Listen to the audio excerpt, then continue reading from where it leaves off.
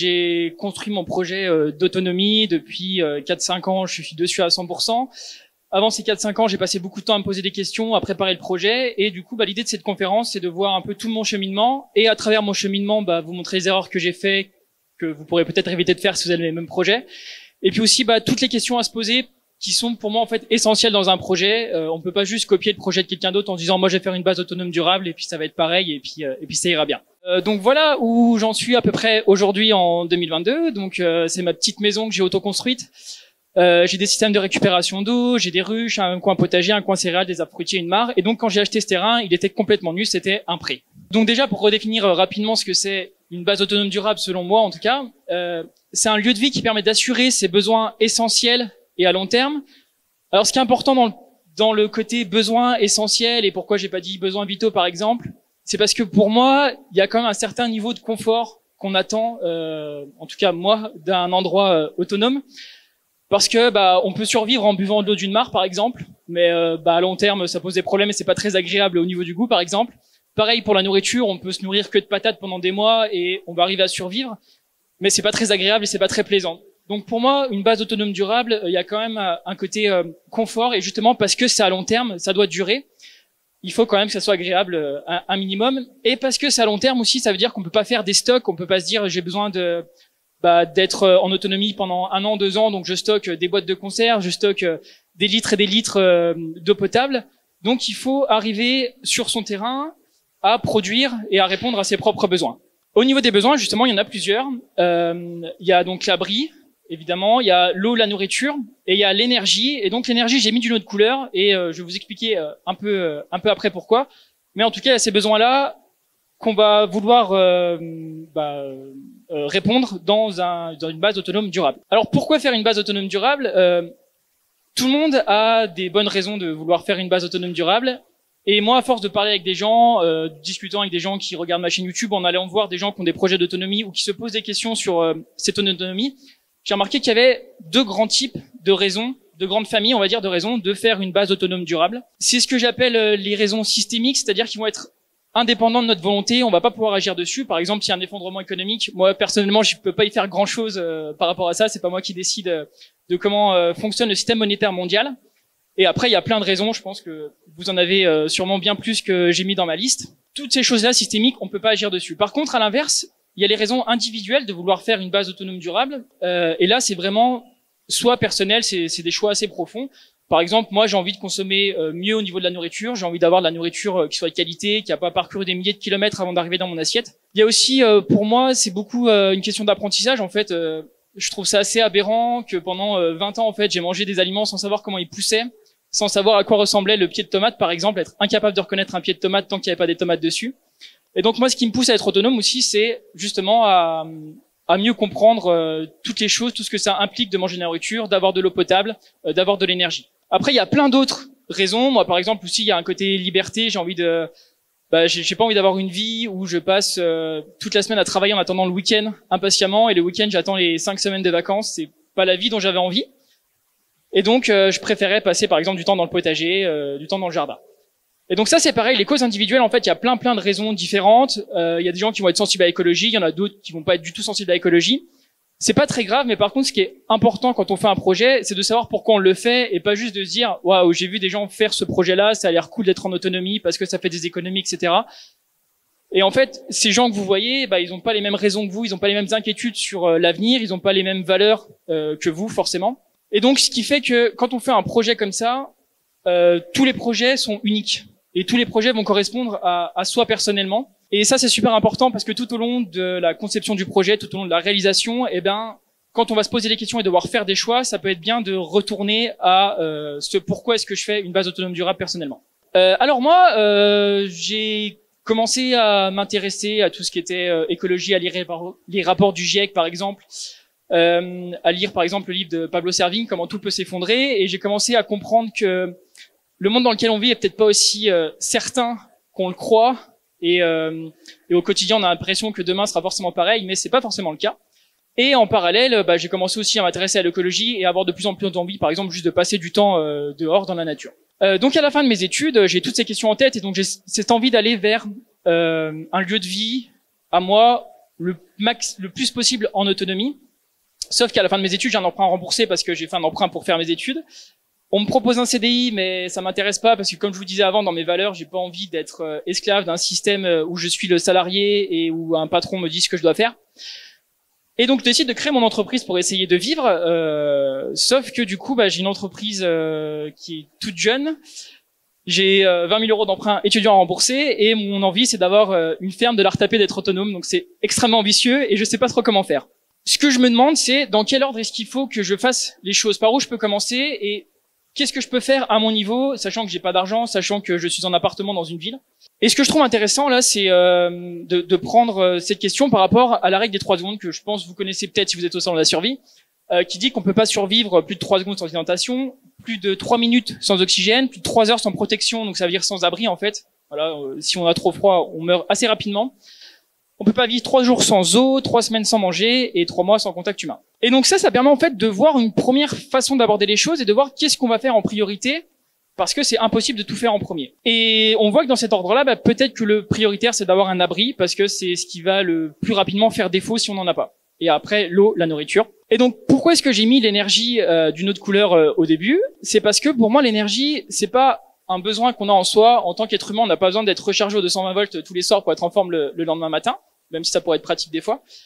Mais à chaque fois, l'énergie, elle va servir à répondre aux 3 autres besoins. Par exemple, on va avoir besoin de bois pour se chauffer dans l'abri, pour être à un niveau de température confortable. Peut-être qu'on va avoir besoin d'électricité pour aller pomper de l'eau, pour être autonome en eau. Et pour la nourriture, même si pour pousser, ça va être l'énergie solaire, on va avoir besoin d'énergie pour cuire les aliments, pour les conserver. Si on fait des conserves en bocaux, il faut les stériliser pendant 1 heure ou 2. Donc ça demande de l'énergie. Si on a un frigo, un congèle, c'est pareil, ça demande de l'énergie électrique.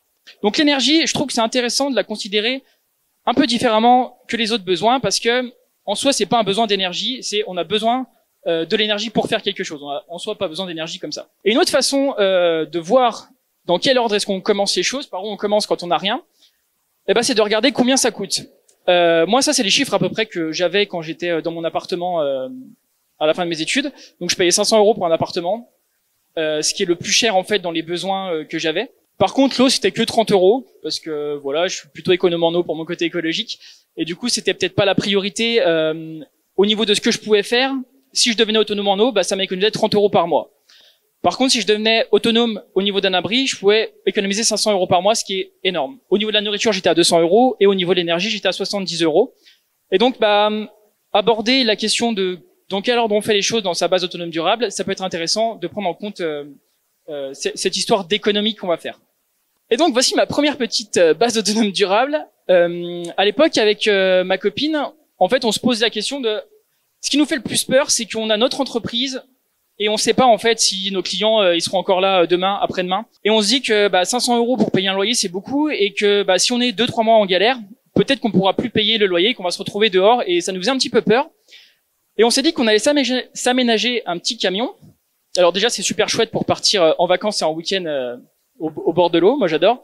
Mais surtout, on savait que le jour où on n'a plus la possibilité de payer le loyer, on n'est pas à la rue en fait. On est dans un endroit qui est isolé. Alors c'est pas une isolation extrêmement performante, mais quand même l'hiver, on a passé des hivers au ski, et il y a pas de souci. Voilà, on meurt pas de froid dedans. On voit pas l'intérieur, mais il y a un petit coin cuisine, il y a un petit coin salle de bain, il y a un petit coin lit. En fait, on peut dormir confortablement, et on pouvait aussi bosser nous. Donc, on travaillait dans l'informatique, et donc on pouvait bosser dans notre petit camion. Et donc, si on perdait notre loyer, on n'était pas à la rue, on pouvait continuer de bosser, continuer d'essayer de trouver de nouveaux clients pour s'en sortir. Et au niveau même des coûts, le fait d'être dans un petit camion comme ça sans rien, on a plus de factures d'eau, plus de factures d'électricité. Et là, par exemple, donc il y a une petite bouteille de gaz qui nous permet de faire le chauffage et cuire la nourriture. Et en gros, une petite bouteille comme ça à 20 euros, on pouvait tenir un mois. Et donc, je trouve que c'est super intéressant quand on se demande qu'est-ce qu'on va faire parce qu'on est inquiet pour le lendemain, que ce soit pour des raisons personnelles, comme moi, c'était beaucoup parce que j'avais peur que mon entreprise ne fonctionne pas, ou des raisons plus externes, comme peut-être qu'il y aura un effondrement économique dans les mois qui viennent. Ça permet, à moindre coût, d'avoir rapidement un endroit autonome qui est pas parfait, mais qui a quand même un tas d'avantages pour le prix que ça coûte. Et là, par exemple, nous, le camion nous a coûté à peu près 8 000 euros en tout, 4 000 euros de camion et 4 000 euros d'aménagement. Et donc ça, c'est vraiment un truc que moi, j'ai essayé de faire tout au long de mon projet et que je conseille à toutes les personnes qui font un projet d'autonomie, quel que soit le niveau d'autonomie qu'on veut atteindre, quelle que soit la façon dont on veut le faire, de réfléchir à qu'est-ce qu'on a besoin vraiment, parce que en fait on vit dans un monde où tout est limité. En fait, on peut rester sous la douche pendant 3 jours, vraiment 3 jours, et l'eau va continuer de couler sans souci. On peut ne pas éteindre sa télé le soir, on peut ne pas éteindre ses lampes et les laisser 24 heures sur 24 allumées. Il y a aucun souci, ça fonctionne. En tout cas pour l'instant ça fonctionne. Je pense qu'on prend des habitudes et des réflexes qui sont liés à cette abondance, que ce soit au niveau de la nourriture ou de l'énergie ou de l'eau. Et l'erreur qu'on pourrait faire, c'est de se dire, j'ai besoin de ça dans mon appartement, et je vais avoir besoin donc de ça dans ma base autonome durable. Et en fait, c'est très très différent, et ça demande un effort intellectuel, et ça demande du temps, de réflexion, de se dire de quoi j'aurais vraiment besoin. Et évidemment, parallèle de repenser ses besoins, on développe son autonomie, donc ça va être, on va mettre en place des choses au fur et à mesure, on va voir ce qui fonctionne pas. Et en parallèle, on va réfléchir à tout ça et se dire est-ce que j'ai vraiment besoin de ça ou pas. Alors pour s'aider un petit peu à quand on est limité, et je pense que tous les projets sont limités, il y a un outil qui est beaucoup utilisé en gestion de projet qui s'appelle le triangle coût-qualité-délai. En fait, le principe c'est de dire que dans tous les projets, on va avoir un certain budget pour le faire, on va avoir un délai pour le faire, donc soit un délai qu'on se donne nous en se disant moi je veux pouvoir être autonome dans telle année, je veux avoir un abri dans tant de temps. Et ce qu'on appelle la qualité, il faut la voir comme le niveau d'autonomie. Par exemple, si je veux une maison, la qualité ça va être quelle isolation elle va avoir, quelle surface je vais avoir, est-ce que ça va être du neuf, est-ce que ça va être un truc un peu vieux, voilà. Et ce qui est intéressant dans ce triangle en fait, c'est que si on agit sur un des points, forcément ça va avoir des répercussions sur les autres. Et par exemple, si on reprend l'exemple du camion, le camion, on avait vraiment très très peu d'argent et on voulait un abri. Donc, au niveau des coûts, on était très limité. On voulait un endroit qui soit autonome. Le rêve, c'était une petite ferme déjà retapée avec tout le système autonome qui tourne. Mais on n'avait pas le budget pour ça. Du coup, on a baissé un peu notre qualité, nos attentes et ce qu'on voulait. Et un camion, c'est moins bien sur plein d'aspects, mais c'est aussi beaucoup beaucoup moins cher et ça nous a permis de l'avoir beaucoup plus vite. Moi aussi, l'idée à terme, c'était donc, je vais en parler plus tard, mais d'auto-construire une maison. Auto-construire une maison, c'est un truc qui se fait sur des mois et des mois, voire plutôt des années et des années, alors que aménager un camion, ça peut se faire en un mois. Voilà, si on bosse bien, qu'on se dépêche, en un mois, on a un camion aménagé qui fonctionne. Et donc, tout au fur et à mesure du projet, et quel que soit l'avancée du projet, même maintenant, moi, j'en suis dans mon projet, je continue des fois de me référer à ce type d'outil pour me dire, j'ai envie de ça. J'ai peut-être pas le temps de le faire. Du coup, sur quoi je peux agir? Peut-être que ça va me coûter plus cher parce que je vais appeler un artisan pour le faire. Ça peut être une solution. Mais en tout cas, à chaque fois qu'on est bloqué dans une situation, ça permet de voir sur quoi on peut agir et de s'aider à réfléchir, à trouver des solutions. Donc nous, on a notre petit camion. On est un petit peu tranquille sur l'avenir en se disant que si nous arrive un truc au niveau du loyer, on peut quand même ne pas se retrouver à la rue. Mais on a quand même envie d'avoir notre base autonome durable, de vivre dans un habitat qui soit confortable, qui soit relativement grand, même sans être excessivement grand, mais un peu plus grand qu'un camion, c'est quand même pas mal. Et puis on voulait un terrain aussi pour pouvoir cultiver notre potager, pour pouvoir mettre en place des systèmes pour récupérer l'eau de pluie et être autonome au niveau de l'eau. Et donc petit à petit, le projet a mûri, notamment s'est posé beaucoup de questions, comme je vous disais. Il y a eu plein de versions. J'ai retrouvé il y a pas très longtemps les plans, on avait un dossier avec tous les plans, et entre la première version de plan de ce qu'on s'imaginait et de ce que c'est aujourd'hui, ça a énormément changé. Et ça, c'est aussi un truc intéressant à prendre en compte, c'est parfois faut faire le deuil de ce qu'on avait en tête, parce qu'on rêve d'un truc particulier. Je sais qu'il y a beaucoup de gens qui rêvent par exemple de rénover une ferme, mais c'est pas si simple peut-être d'en trouver une avec les critères qu'on veut. Et peut-être que du coup, ils vont être obligés de se tourner vers un autre projet et qui sera pas moins bien, qui sera différent. Mais parfois, c'est bien de pas s'entêter dans un projet, de se dire, ok, j'avais pensé à ça au début, mais peut-être que c'est mieux de faire comme ça finalement, et finalement, je vais faire comme ça. Et donc nous, avec ma copine de l'époque, Salomé, on décide de mettre un maximum d'argent de côté pour pouvoir s'acheter un terrain et auto-construire une petite maison. Et donc pour ça on travaille beaucoup. Moi on est notre boîte d'informatique la journée, et le soir en fait on a fait d'autres projets, d'autres boîtes. Et à l'intérieur de notre appartement, on avait une petite usine en fait où on faisait des Rubik's Cube personnalisés qu'on vendait à des entreprises, à des particuliers. Et ce qui nous a permis en travaillant tous les soirs et tous les week-ends d'avoir un truc qui fonctionne et qui nous permette de mettre de l'argent de côté pour financer notre projet. Et donc petit à petit, on a aussi fait plein d'efforts sur la façon qu'on avait de consommer, de pas s'acheter un téléphone neuf tous les 6 mois, de pas aller au resto toutes les semaines par exemple. On a vraiment essayé de diminuer au maximum ce qu'on dépensait. Et ce qui est important aussi à dire, c'est que c'était pas forcément une corvée de faire ça, c'était pas désagréable déjà parce qu'on savait pourquoi on le faisait. Et en fait, il y a beaucoup de choses du confort qu'on fait. Par exemple, aller manger au resto toutes les semaines. Peut-être qu'au bout d'un moment, à force d'y aller, tu prends plus autant de plaisir que si tu vas qu'une fois dans l'année. Et donc ça aussi, ça fait partie de ce que je disais plus tôt, de repenser ses besoins. Donc on arrive au bout de quelques années à mettre de l'argent de côté, à réfléchir à notre projet, à se lancer et à acheter notre terrain. Et voilà le petit terrain tout au début. Donc on voit au fond le petit camion aménagé. Et donc là encore, c'était intéressant au final d'avoir fait ce camion aménagé au départ. Parce qu'on avait l'argent pour acheter le terrain, mais pas pour acheter une maison toute faite. Il fallait qu'on la fabrique. Et donc, le temps de fabriquer, de construire notre maison, on a pu vivre pendant un peu plus de 2 ans dans un camion aménagé. Alors, c'était pas tous les jours facile parce que c'est étroit et parce que t'es tout le temps l'un sur l'autre et que ça reste quand même petit, même si c'est isolé. Il fait quand même un peu froid les soirs quand tu rentres après le chantier. Mais en tout cas, ça nous a permis d'avoir un abri du coup, avec un terrain et un endroit où on pouvait commencer le potager. Et sur le terrain qu'on a choisi, il y avait un puits aussi, donc on pouvait commencer à être un petit peu autonome en eau. Donc pour définir notre projet de maison de construction, on a réfléchi à plein de choses. Là, je vous en ai mis quelques-uns. Je vais pas avoir le temps de tout évoquer, mais je vais en prendre quelques-uns qui peuvent être intéressants. De questions à se poser. Par exemple, il y a plein d'habitats possibles. Donc le fourgon aménagé, c'est un habitat possible. Pour moi, c'est pas un habitat qui est forcément intéressant à long terme, mais là encore, ça dépend des gens. Il y a des gens qui vivent des années en fourgon qui sont très heureux comme ça. Et il y a des gens à l'inverse qui ont besoin d'avoir 300 mètres carrés de maison pour pas se sentir à l'étroit. Ça, c'est un choix personnel, mais encore une fois, faut pas aller copier le projet du voisin. Faut se demander qu'est-ce qu'on a besoin vraiment. Au niveau des habitats légers, il existe plein de choses. Par exemple, on avait beaucoup réfléchi à faire une yourte. Donc une yourte, l'avantage, c'est que c'est assez rapide à faire. Moi, j'ai des copains qui en ont fait une. Ils ont passé 3 semaines à 2 dans un atelier partagé à la construire. Et ensuite, ils ont emmené leur yourte en kit sur leur terrain. Et on a été avec des copains les aider. Et en un week-end, ils avaient leur yourte, leur habitat. Donc si on a la recherche d'un habitat rapide, la yourte, ça peut être intéressant. Par contre, la yourte, elle a des inconvénients, c'est qu'elle va pas être extrêmement durable sur le long terme. La bâche de protection, par exemple, il va falloir la changer peut-être au bout de 5 ou 10 ans, suivant comment elle s'abîme. Donc c'est pas un habitat pour moi durable sur toute la vie. Il y a un moment où soit il faudra faire beaucoup d'entretien, soit il faudra passer à autre chose. Donc là aussi on s'est posé beaucoup de questions sur la réglementation aussi. Par exemple, il y a les tiny house comme il y a je sais plus où sur le salon, qui est un système de construction et d'habitation d'abri intéressant dans le sens où on n'a pas besoin d'un terrain constructible, donc on peut potentiellement prendre un terrain qui coûte moins cher. Mais c'est à la limite de la légalité. Et donc c'est aussi une question à se poser, c'est est-ce que vous avez envie de vivre sur un terrain en étant un peu à la limite de la légalité, et si un jour le maire change par exemple, ou s'il y a un voisin un peu plus bête que les autres qui arrive, qui peut vous embêter, est-ce que vous vous sentez en sécurité dans cette situation ou pas? Il y a la question de la surface aussi, je trouve, qui est importante parce qu'en fait on n'a pas besoin de si grand pour vivre, et il y a un peu un standard de se dire une maison c'est un peu plus de 100 mètres carrés, donc si on construit une maison on va la faire d'un peu plus de 100 mètres carrés. Alors qu'en fait, nous, on vivait dans un appartement de 50 mètres carrés, avec une pièce, comme je vous ai montré, dédiée à notre petite entreprise de cubes. Et on vivait très bien comme ça, en fait. On se sentait pas à l'étroit. Et du coup, notre projet par rapport à tout ça, voilà ce que ça a donné au bout de 4 ans de travail acharné, très long. On a construit notre petite maison. Alors, pour reprendre l'ordre, voilà, fourgon aménagé. Après, il y a une petite cabane que vous voyez en fond. Ça, c'est une petite cabane qu'on a construite quand on est arrivé sur le terrain. C'est le premier truc qu'on a fait, pour 2 raisons.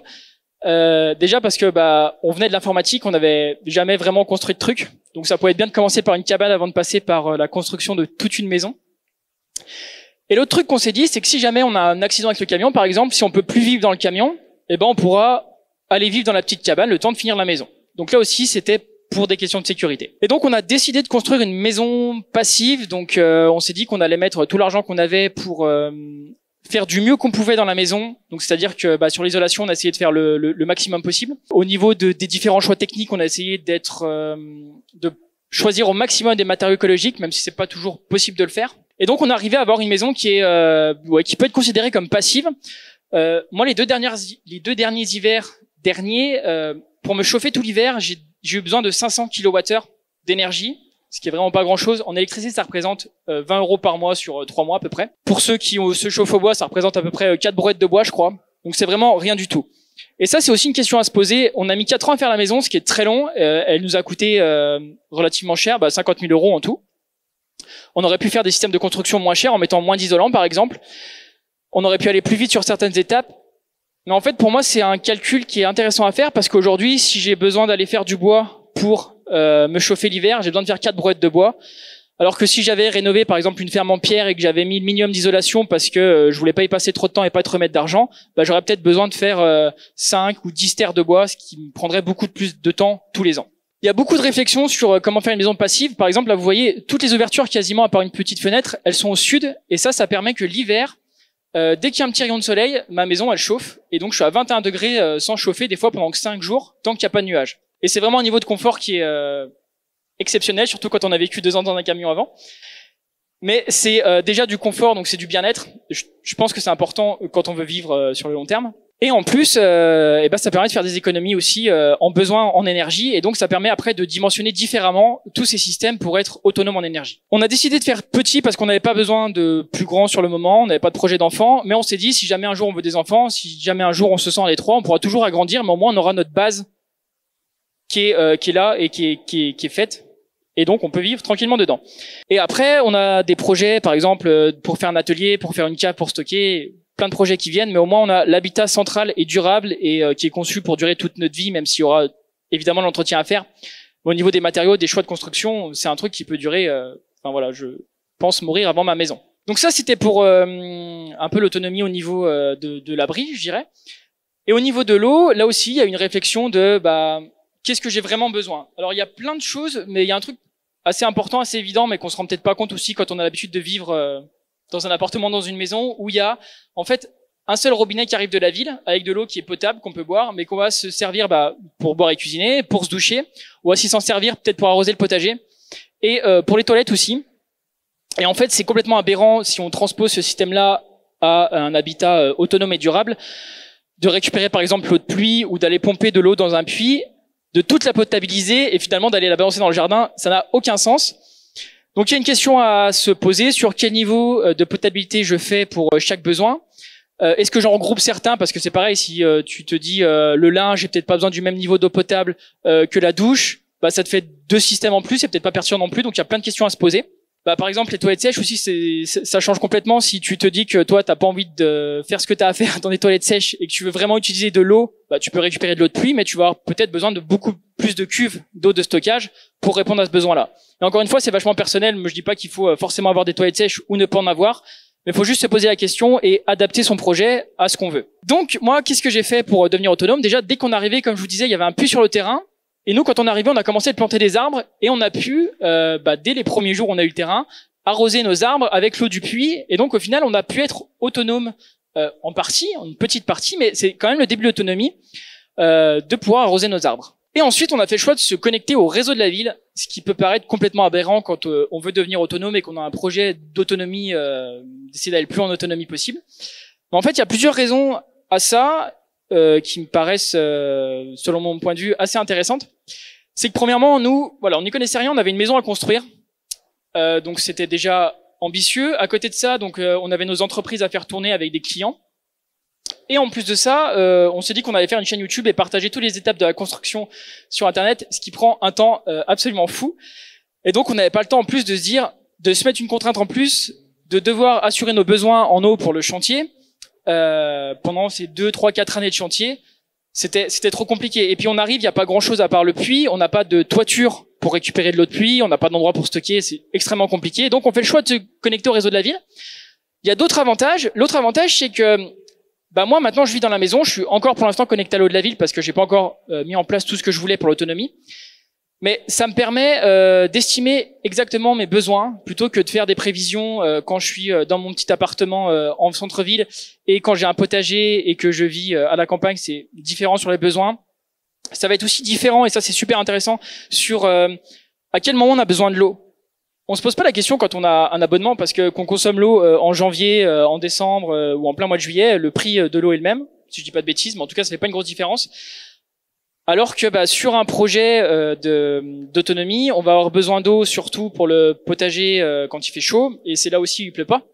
Donc il y a une grosse question à se poser sur quand est-ce que tu as besoin de l'eau et quand est-ce qu'il pleut, et du coup entre les deux, comment tu fais le stockage et combien de temps tu dois stocker. Et donc d'être sur le réseau de la ville, moi ça me permet de voir tous les mois, je note combien je consomme pour le potager, combien je consomme pour la partie cuisine, douche, etc.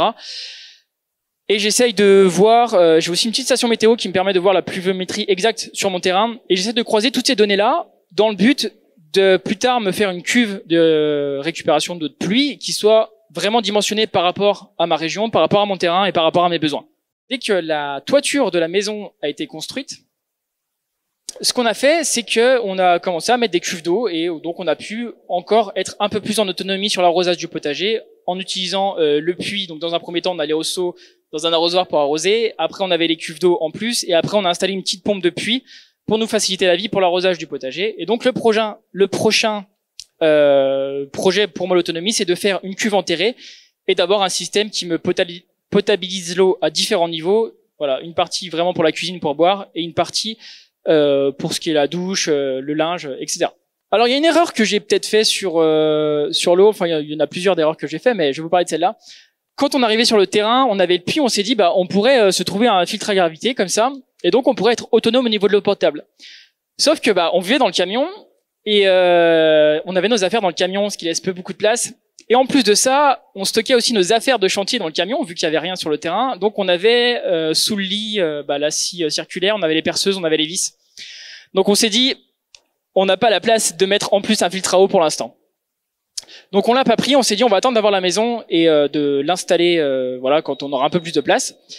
Et donc il y a 2 ans, quand j'ai voulu installer, c'était pendant le Covid et quand j'ai voulu passer la commande, c'était rupture de stock.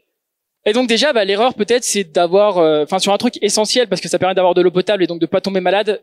Peut-être que je pourrais boire l'eau du puits, mais je sais pas combien de temps et je sais pas dans quel état je serais au niveau de mon estomac. Peut-être que j'aurais dû quand même l'acheter plus tôt. C'est une question. Si c'était à refaire, je pense que je referais différemment.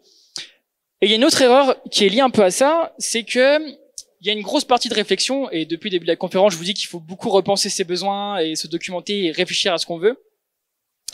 Et par exemple, sur le filtre à gravité, moi, je me suis posé beaucoup de questions et peut-être je me suis posé trop de questions, ce qui m'a perdu du temps. Par exemple, il y a plusieurs marques, alors chacun a leurs avantages techniques, chacun a leur label, et en fait, tu peux passer des heures et des heures à comparer, à regarder les vidéos YouTube, à lire les sites des fabricants, et à la fin, t'as pas forcément un avis qui est tranché, et ça peut être compliqué. Et moi, à un moment, je suis parti, notamment quand c'était en rupture de stock, je pouvais potentiellement avoir des filtres, et je me suis dit, je sais qu'il y en a certains qui se bricolent toute la partie du filtre, du filtre, enfin les cuves quoi. Soit avec des seaux comme ça, soit avec des marmites en inox et qui mettent les filtres. Mais là aussi, en fait, il y a des dizaines de personnes qui ont fait des tutos et des plans sur Internet, donc tu passes des heures et des heures à regarder ça. Et au final, peut-être que tu as encore fait différemment et ça te prend un temps fou. Et ça, c'est un exemple sur la partie filtre, mais sur la maison, c'est pareil. En fait, il y a tellement de techniques de construction. Il y a tellement juste l'isolant, il y a des dizaines d'isolants qui ont chacun leurs inconvénients, leurs avantages, qui ont un coût qui est différent. Et donc, ça prend un temps fou et c'est important de bien se renseigner, de passer du temps à se renseigner, mais c'est important non plus. Enfin, à un moment, il faut prendre une décision, je pense, et quand même commencer et voir. Et si ça va pas, c'est pas grave. Même là, si j'avais pris un filtre qui allait pas et qui était pas le meilleur filtre au monde, je pouvais toujours en racheter un 3 ans plus tard. C'était pas la fin du monde. Au niveau de la nourriture, il y a aussi beaucoup de questions à se poser sur son alimentation parce que si on veut copier le régime alimentaire que la plupart des gens ont dans une vie sédentaire classique où ils vont faire leurs courses au supermarché ou même chez un petit maraîcher en partie. Il y a 3 trucs en fait qu'on consomme et qui sont très durs à produire en autonomie. C'est le pain, le fromage et la viande. Si on veut manger du pain tous les jours, il faut faire des grosses surfaces de céréales. Ça prend beaucoup de temps déjà. Ça prend beaucoup de place. Si on n'a pas un très grand terrain, ça peut être compliqué. Et puis, contrairement par exemple à des tomates, où une fois que la tomate elle a poussé, on peut la prendre et la manger directement. Le blé, on peut pas le manger directement comme ça. Il va falloir, déjà, pour le récolter, c'est un peu compliqué parce qu'il faut le séparer de l'épi. Ensuite, il va falloir le moudre. Et après, il va falloir le tamiser pour séparer la coque de la partie vraiment farine qui nous intéresse. Ensuite, on n'aura toujours pas le pain. On pourra toujours pas manger directement la farine. Il faudra encore préparer le pain. Et il y a un peu la même chose avec les pâtes, en fait. Les pâtes dans notre alimentation, c'est un peu le repas qu'on fait quand on a la flemme de faire quoi que ce soit, qui coûte pas cher, qui est rapide à faire. Mais en fait, si on veut faire des pâtes en autonomie, ça prend un temps fou. Et donc, moi, par exemple, maintenant que j'essaye d'être le plus autonome possible, j'essaye en fait de plus avoir ce réflexe de aller manger des pâtes dès que j'ai un peu la flemme de faire un truc, parce que si je veux être vraiment autonome, je sais que je peux pas faire ça, que c'est pas la bonne solution. Sur le fromage, c'est pareil. Si on veut être autonome en fromage, il faut avoir des animaux qui produisent du lait. Pour que les animaux produisent du lait, il faut qu'il y ait une femelle qui soit inséminée par un mâle, donc il faut déjà au moins 2 animaux. Et donc une fois que la femelle est inséminée, elle va avoir un petit, donc vous vous retrouvez forcément avec 3 animaux minimum pour avoir du lait. Et donc, 3 animaux, ça demande du temps pour s'en occuper. Ça demande de la surface pour qu'ils puissent être pas en liberté, mais qu'ils aient de la place pour vivre. Ça va demander de l'argent en clôture. Ça va demander du temps en surveillance. Vous ne pourrez pas vous absenter comme vous voulez.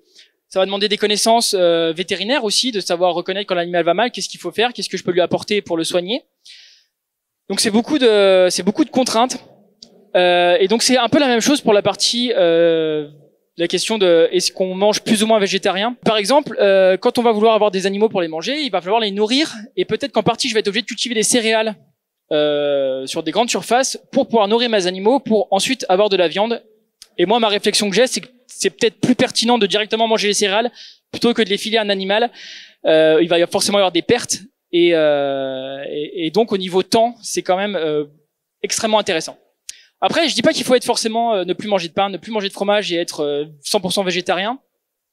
Ce qui est sûr, c'est que ce soit le pain, la viande ou le fromage, c'est qu'on n'a pas besoin de manger autant que ce qu'on mange, on va dire le français moyen.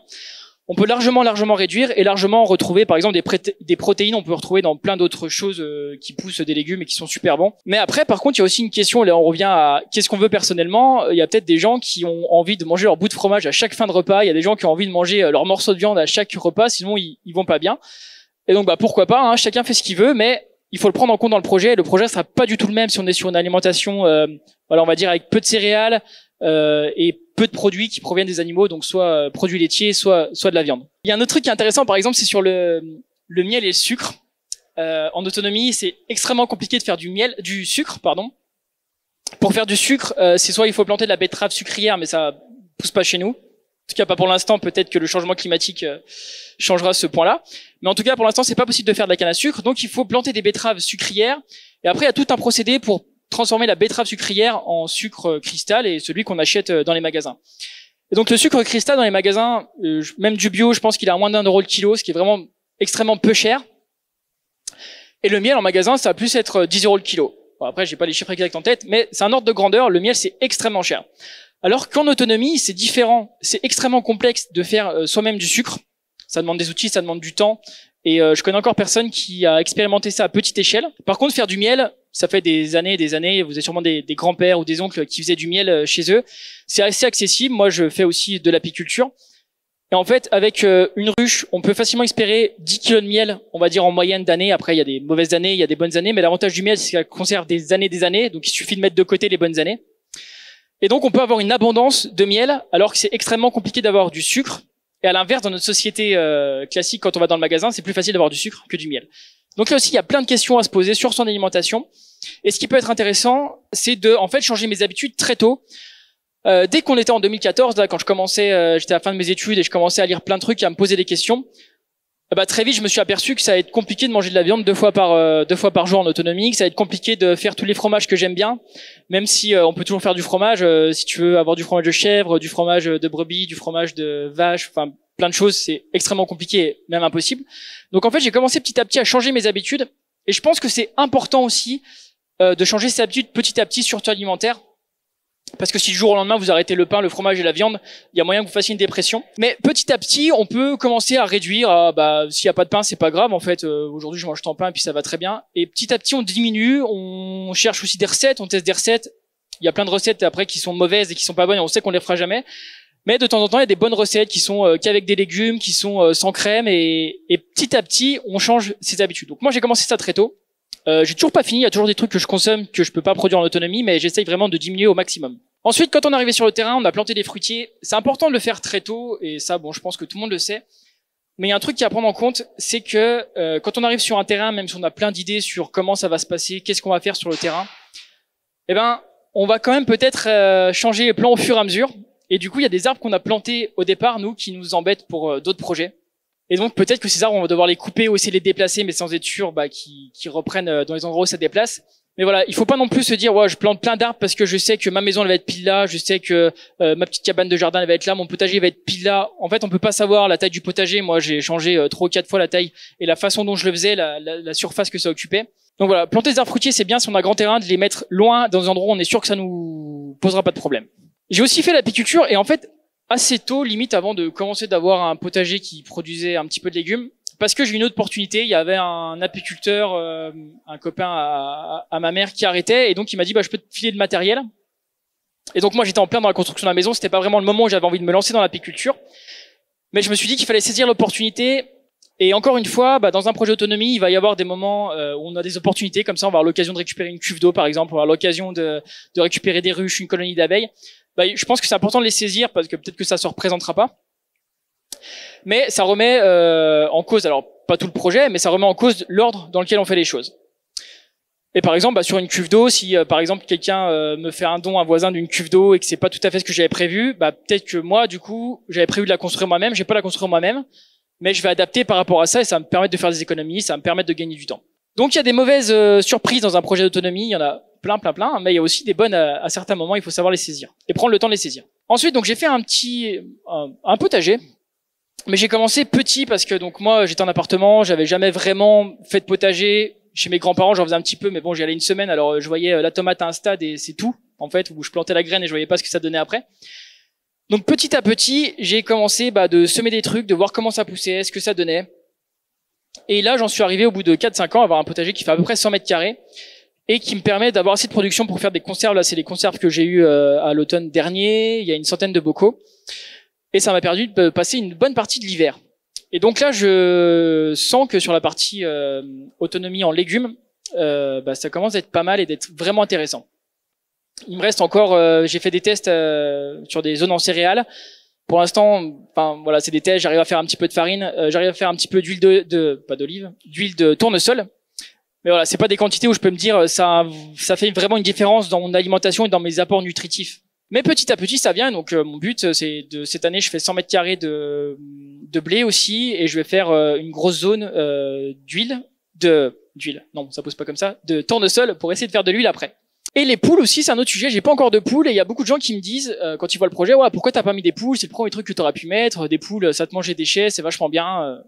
Je suis assez d'accord que c'est vraiment bien les poules et c'est pour ça que j'en veux. Mais en fait, je vois souvent des gens qui ont des poules et en fait, pour les nourrir, ils vont acheter au magasin des aliments pour les nourrir. Et moi, mon idée de l'autonomie, c'est pas d'être autonome en eux parce que j'ai été acheter des graines en fait. Si j'ai des poules, je vais pouvoir les nourrir moi-même. Donc déjà en leur laissant énormément d'espace sur mon terrain pour qu'elles aillent chercher elles-mêmes leur nourriture dans le terrain, ce qui m'évite du temps. Et puis pour elles, c'est cool, ça les fait marcher, ça les fait picorer. Et j'attends, donc c'est pour ça que là, je suis dans la phase où je passe de plus en plus de temps sur les céréales, parce que mon idée, c'est de produire assez de céréales pour pouvoir nourrir mes poules et pas avoir besoin de dépendre de quelqu'un d'autre pour nourrir mes poules. Et donc ça, c'est pareil, c'est une question de choix. Il y a des gens, ils vont arriver sur le terrain, tout de suite, ils vont mettre des poules et on aurait pu les avoir dès qu'on avait le camion sur le terrain. Et moi, c'est pas ma façon de faire. Et voilà, chacun sa vision des choses. Mais c'est aussi intéressant de se dire des fois, dire je suis autonome au niveau des œufs, peut-être que oui, peut-être que non. En fait, ça dépend comment tu nourris tes poules, quoi.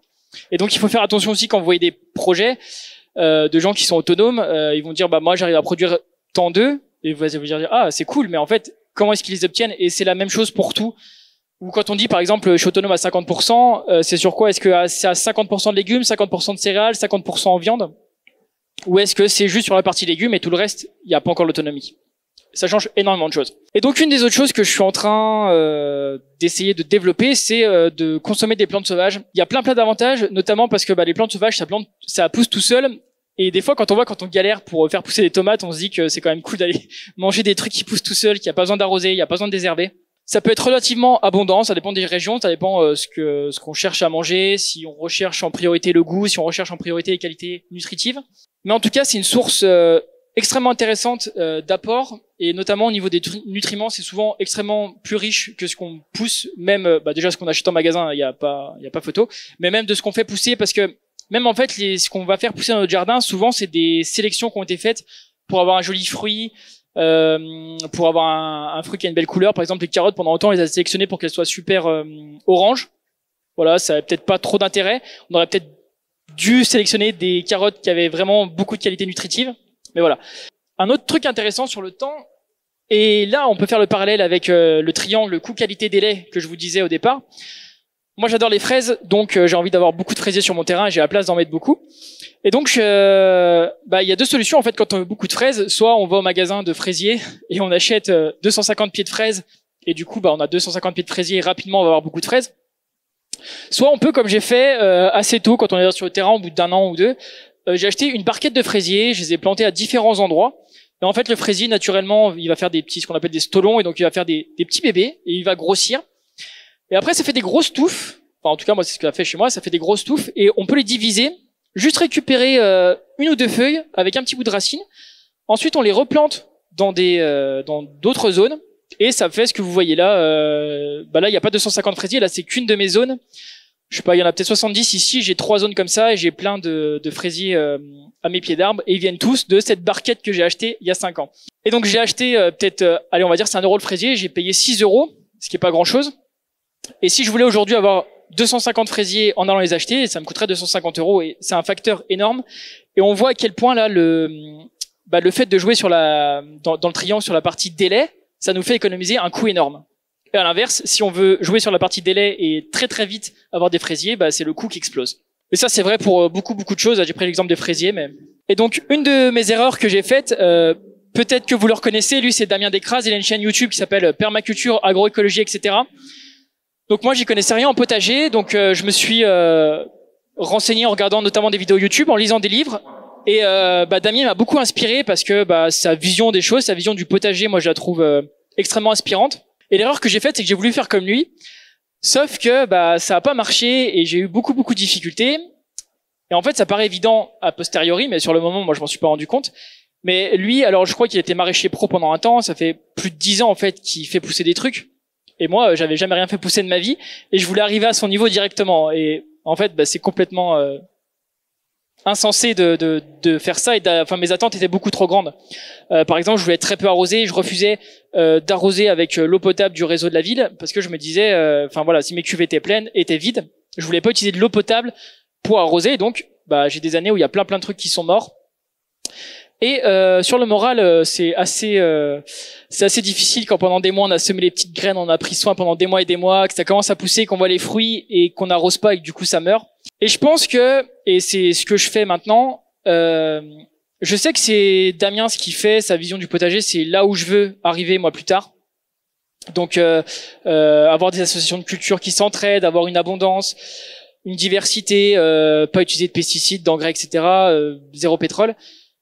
Mais je me dis que c'est pas grave. Si dans mon processus pour aller jusque là, des fois j'ai besoin d'arroser beaucoup, et j'arrose beaucoup et tant pis, je ferai mieux l'année prochaine. Et ça peut être quand on regarde des projets comme ça, que ça soit sur la partie nourriture, sur la partie autonomie en eau, en électricité, en habitat, on peut se dire waouh, qu'est-ce qu'ils ont fait. Même sur la maison, nous on partage la construction de la maison, on est parti de zéro, on a construit une maison. En fait, c'est fou, et peut-être que tout le monde a pas les capacités et les envies d'aller si loin, de faire ça. Et c'est pas grave en fait, chacun peut y aller à sa façon, à sa vitesse. Ce qui est important, c'est d'abord on veut aller, et après chacun va à son rythme. Et du coup, depuis que je suis un petit peu moins rigide, on va dire, sur les principes un peu de la permaculture, en gros, que j'ai suivi. Alors, je vous rassure, je mets pas de l'engrais et des pesticides partout dans mes allées, mais j'essaye, quand il y a besoin d'arroser. Ou par exemple, moi j'avais un truc, je me disais, je veux vraiment pas aller chercher des intrants d'ailleurs pour mettre sur mon potager. Par exemple, pour le paillage, je voulais que tout le paillage il vienne de mon terrain. En fait, c'est très dur, c'est très compliqué, et en plus, si on veut le faire sans pétrole, ça veut dire il faut faucher, et ça prend beaucoup de temps, surtout quand on est en train de construire une maison à côté. Donc voilà, il faut y aller doucement. Au niveau de l'énergie, c'est pareil, il faut un petit peu repenser ses besoins.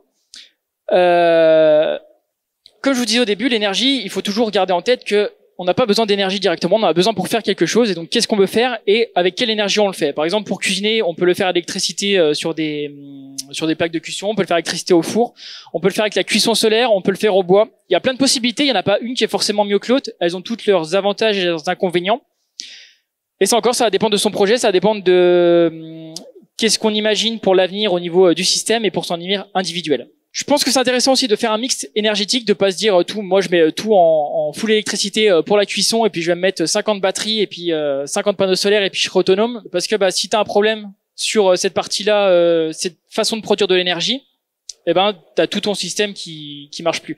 Donc par exemple pour la cuisson, moi ce que j'ai envie c'est de faire la cuisson au bois, mais aussi de faire de la cuisson avec du solaire. On peut produire, ça dépend des régions, mais on peut cuire grâce au soleil 200 jours par an dans certaines régions. Donc ça fait une grosse partie de l'alimentation qu'on peut cuire au solaire. C'est super intéressant. Et voilà, essayez de mixer les énergies, et puis d'être résilient. Vous connaissez 2 égale 1, 1 égale 0. Donc voilà, si jamais il y a un truc qui tombe en panne, comment est-ce que je peux continuer d'assurer mes besoins. Donc moi, au niveau de mon parcours pour l'énergie, comme pour l'eau, j'ai décidé de me connecter au réseau de la ville parce que construire une maison en étant en autonomie au niveau énergétique, quand t'es pas sûr que ta visseuse elle aura assez d'énergie pour visser toutes tes vis dans la journée, c'est extrêmement compliqué. Et donc pareil, les mêmes avantages, ça permet de dimensionner. Maintenant que je vis dans la maison, je sais exactement de quelle quantité d'énergie j'ai besoin, à quel moment de la journée je la consomme. Là aussi, c'est important. Si j'ai besoin de beaucoup d'énergie à midi, c'est pas la même chose que si j'en ai besoin en pleine nuit, si je suis connecté à des panneaux solaires. Et il y a un autre truc qui est intéressant avec le fait de se raccorder, en tout cas au départ, quand on a un projet d'autoconstruction au réseau de la ville, c'est que ça marche dans les deux sens en fait. C'est que le jour où je serai autonome, je pourrais me déconnecter du réseau d'eau de la ville, je pourrais me déconnecter du réseau électrique de la ville. Mais si jamais j'ai un problème moi personnel, si mes panneaux solaires ils sont volés, s'ils sont cassés, s'il y a une tempête, si ma cuve d'eau elle marche plus, si ma pompe ça prend feu, et que j'ai pas les moyens financiers, que j'ai pas le temps ou enfin la possibilité de réparer tout de suite cette installation, et ben en fait j'ai juste à aller voir le fournisseur d'électricité ou le fournisseur d'eau, à leur dire réactive-moi mon abonnement, et au bout de 1 ou 2 jours, je me retrouve pas sans rien. Et donc c'est aussi une façon d'être résilient en fait, de se dire que j'ai ce truc de secours au cas où. Moi j'ai installé des panneaux thermiques, là c'est ce qu'on voit, c'est des panneaux qui permettent de chauffer l'eau que je me sers pour la douche par exemple, l'eau chaude. Et là aussi le truc classique, c'est pour chauffer de l'eau, dans la plupart des maisons on va utiliser l'électricité, et d'ailleurs pour la plupart des trucs on utilise l'électricité.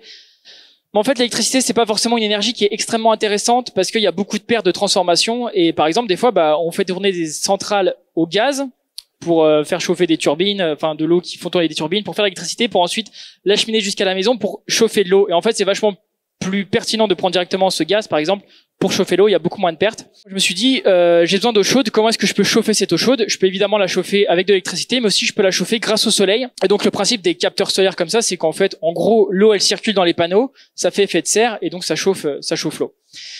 Et sur mon chauffe-eau, j'ai aussi une résistance électrique, et donc si jamais j'ai besoin à un certain moment, ou si là mes panneaux, il y a la grêle dessus, ils sont cassés, j'ai une autre solution pour chauffer mon eau avec une autre source d'énergie. Et la question des batteries, ça c'est une question que je me pose. Est-ce que c'est pertinent d'avoir des batteries? Et là ça dépend complètement de pourquoi est-ce qu'on fait le projet. Moi je le fais beaucoup pour des questions écologiques, et du coup la question des batteries me pose question. Parce que même si ça s'améliore, c'est pas forcément 100% recyclable, c'est un impact écologique. Et du coup, peut-être faire un mix, mais pas être 100% autonome. Pour être autonome, si jamais un jour il y a un problème, quoi que ce soit, je peux plus payer l'abonnement EDF, je peux quand même assurer mes besoins avec quelques petites batteries. Et si jamais tout se passe bien, je fonctionne en partie grâce au réseau, mais en fait c'est juste une façon de stocker en quelque sorte. Je veux qu'avec par exemple les 6 panneaux, ça produit assez d'électricité pour ce que je fais moi, en fait, être en autosuffisance. Et voilà, donc le plus long c'est l'apprentissage, ça prend extrêmement de temps quand on veut tout faire soi-même, quand on veut construire sa maison soi-même, être autonome soi-même. Moi je veux construire mes cuves de récupération d'eau de pluie moi-même. Pour la partie chauffage, je veux me construire un petit poêle moi-même. J'ai envie de faire plein de trucs moi-même. Ça c'est pareil, si on revient au début, c'est parce que moi personnellement j'aime apprendre, j'aime découvrir, savoir comment les choses marchent. Mais il y a d'autres façons pour aller vite.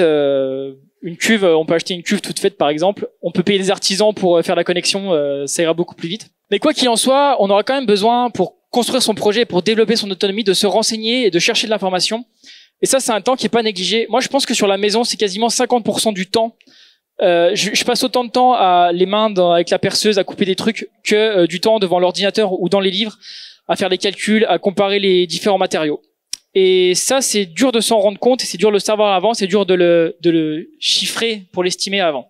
Mais ce qui est intéressant quand on passe beaucoup de temps à lire des livres, à apprendre, à se renseigner, c'est que en fait on acquiert un savoir-faire qu'on va jamais perdre en fait. Même si moi demain il y a un accident, ma maison elle brûle, il y a une météorite qui tombe dessus ou peu importe, si je suis obligé de partir ailleurs, j'aurais plus ma maison, j'aurais plus mes panneaux solaires, j'aurais plus mes cuves de récupération d'eau de pluie, mais j'aurais toujours mon savoir et je pourrais plus facilement repartir grâce à tout ça.